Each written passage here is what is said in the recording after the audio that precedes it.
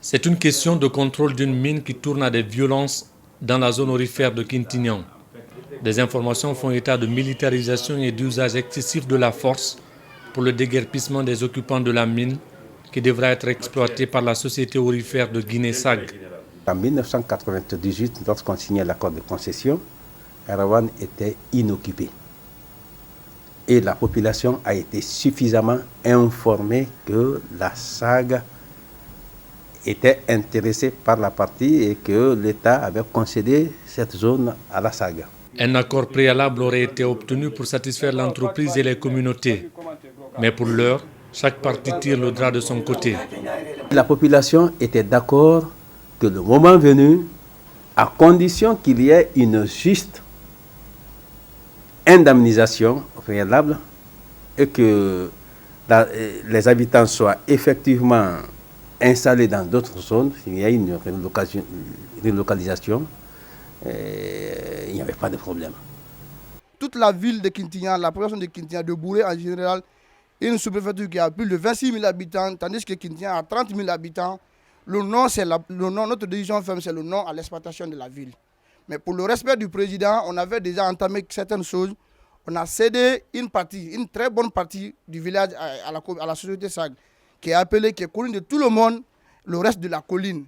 Nous avons constitué le document. Le document est très bien fait. C'est le voix du peuple dans le document là. Quand on a envoyé le document a été rejeté. Tant dans les démarches que dans les intérêts en jeu, les arguments sont contradictoires. Depuis l'indépendance jusqu'à maintenant, il n'y a que deux sociétés minières, principalement, qui contribuent au budget de l'État. C'est la CBG, c'est la SAG. La SAG, au titre des taxes qu'elle paye par an, c'est 15 millions de dollars. Nous allons abandonner ces 15 milliards de dollars à cause de quelques individus qui sont à Conakry, en manque d'occupation. Ce sont certains ressortissants d'ici qui poussent ceux qui sont à Quintignan de réagir. Si on quitte à Quintignan, notre terre là-bas, on ne sait pas là où il aller. Il n'y a pas l'élevage là-bas, il n'y a pas l'agriculture. Le lieu qu'il veut nous envoyer, ou bien qu'il veut nous envoyer, si on nous envoie là-bas, notre vie sera autre chose. On va vivre dans l'affaire. Je vous assure, après 50 ans, même pas 5, après 10 ans, après l'exploitation de la société SAG, les communautés de Bouré, c'est le pur enfer qui est en train de se préparer. Un rapport fourni au ministère des Mines mentionne la saisie d'équipements d'exploitation et certaines arrestations d'expatriés africains agissant illégalement dans les mines d'or. Ce n'est pas tout.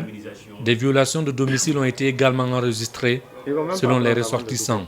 Les armées qui sont là-bas, ils nous disent, si on vous tue, vous allez perdre. Nous, on n'a rien. On a reçu ils ont reçu de l'ordre et ils vont exécuter à 100%. La ruée vers l'or et la culture de l'orpaillage est un défi en Haute-Guinée. Qu'il s'agisse de l'industriel ou du traditionnel, les impacts environnementaux et sociaux sont souvent préjudiciables.